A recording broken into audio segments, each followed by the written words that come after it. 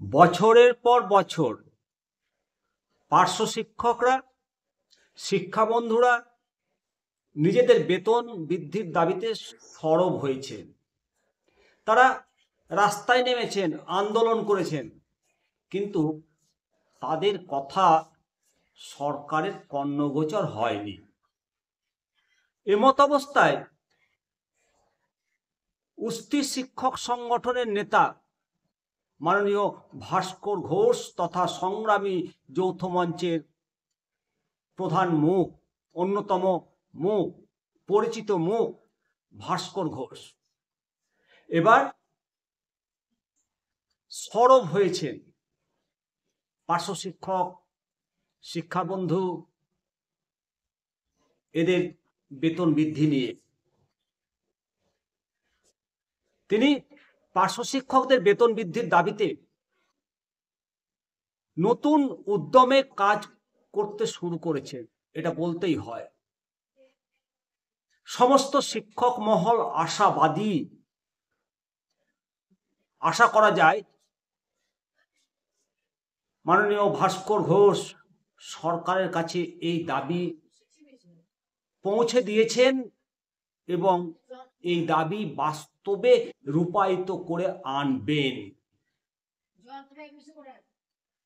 পার্শ্ব শিক্ষকদের যে সমস্যা, শিক্ষা বন্ধুদের যে সমস্যা এবং প্রধান শিক্ষকদের সমস্যা, সমস্ত কিছু শিক্ষকদের পেশাগত সমস্যা, সমস্ত কিছু দূর করার, সমস্যার কথাগুলো কানে পৌঁছে দেওয়ার একমাত্র ভরসা ভাস্কর ঘোষ। সমস্ত শিক্ষক সম্প্রদায় মনে করেন তার নেতৃত্বেই দাবি আদায় হতে পারে। সংগ্রামী যৌথ মঞ্চ ভাস্কর ঘোষকে শুভকামনা জানাচ্ছি। সঙ্গে সমস্ত শিক্ষক, সমস্ত শিক্ষাকর্মী, সমস্ত স্তরের কর্মচারীগণ ভাস্কর ঘোষকে শুভকামনা জানাচ্ছে। এখন দেখার বন্ধুরা যে ভাস্কর ঘোষ কি সত্য সত্যই পার্শ্ব শিক্ষকদের বেতন বৃদ্ধি করে নিয়ে আসবেন এবং ডিএ আন্দোলন অন্যতম মুখ, অন্যতম কাণ্ডারি ভাস্কর ঘোষ নতুন বৎসরে ডিএ আদায় করে আনবেন ভাস্কর বাবু? সময় এর উত্তর দেবে। অবশ্যই আপনারা আপনাদের মতামত জানান কমেন্ট সেকশনে।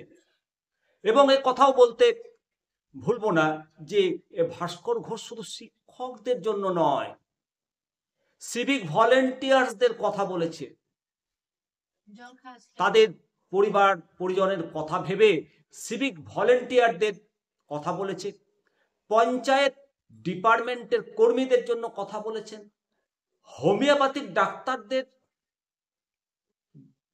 কথা বলেছেন।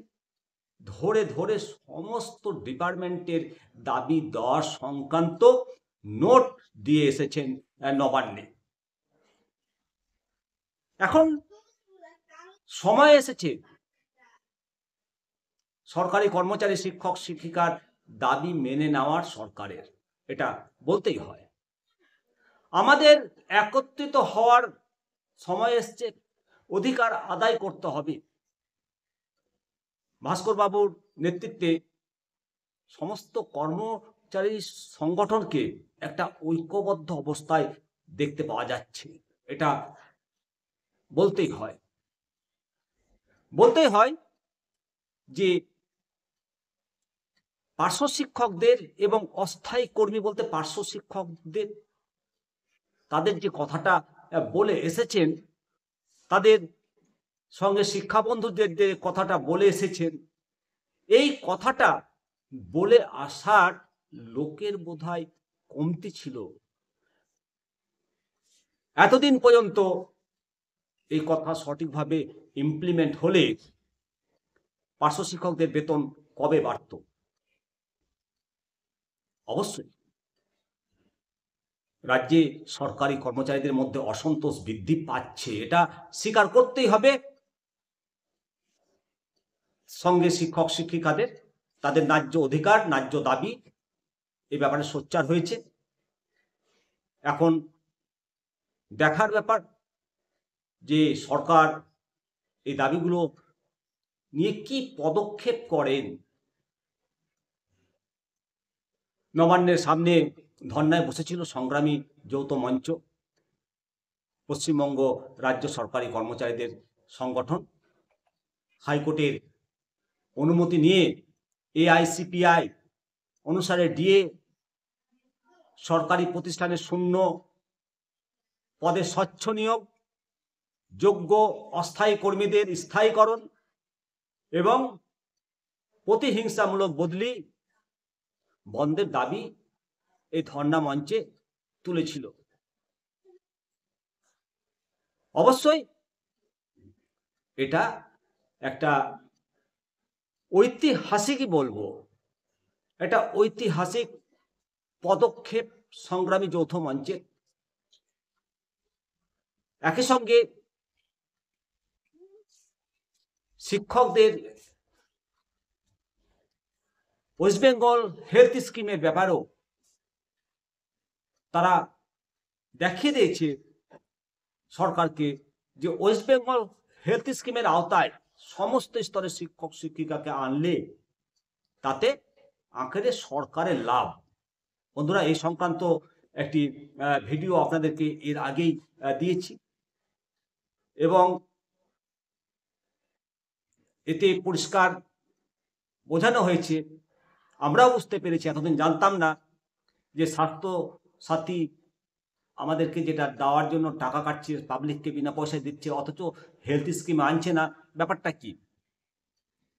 তবে যে খতিয়ান দিয়েছে এবং বর্তমান পত্রিকা সম্ভবত তাতেও বেরিয়েছে যে ওয়েস্ট বেঙ্গল হেলথ স্কিমের শিক্ষকদের আনলে সরকারেরই লাভ। তো আশা করব সরকার শিক্ষকদেরকে ওয়েস্ট বেঙ্গল হেলথ স্কিমে নিয়ে আসবে, শিক্ষক সহ সমস্ত কর্মচারী দিয়ে বুদ্ধিমানের একটা পরিচয় দেবে। অবশ্যই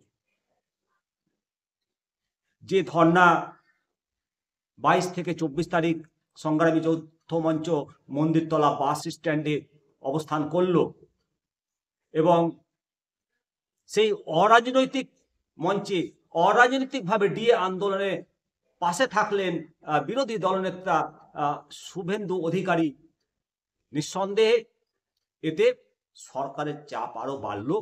সর্বোপরি বলতে হয় যে যেটুকু ডিএ পাচ্ছি 14% এবং প্রাথমিক শিক্ষকদের যতটুকু গ্রেড পে চেঞ্জ হয়েছে, এটা পুষ্টি শিক্ষক সংগঠন এবং সংগ্রামী যৌথ মঞ্চের আন্দোলনের ফল। এ কথা বলতেই অস্বীকার করলে চলবে না। অবশ্যই বন্ধুরা, আপনাদের মতামত জানাবেন, সঙ্গে থাকুন, ভালো থাকুন। পরবর্তী আপডেট নিয়ে আবার আপনাদের সামনে হাজির হব। আমি শিবরাম সরকার, নিমতিতা দর্শন।